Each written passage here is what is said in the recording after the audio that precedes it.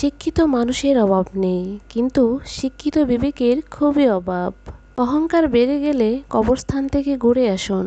দেখবেন ওইখানে আপনার চেয়ে সুন্দর, ধনী, জ্ঞানী ও গুণী মানুষ আছে, মাটির নিচে শুয়ে আছে।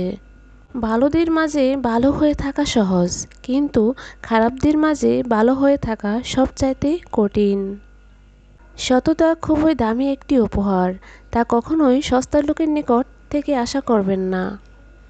আপনি বর্তমানে যে পজিশনে আছেন সেটা অন্যের কাছে স্বপ্ন, তাই হতাশ না হয়ে শুকরিয়া আদায় করুন, আলহামদুলিল্লাহ।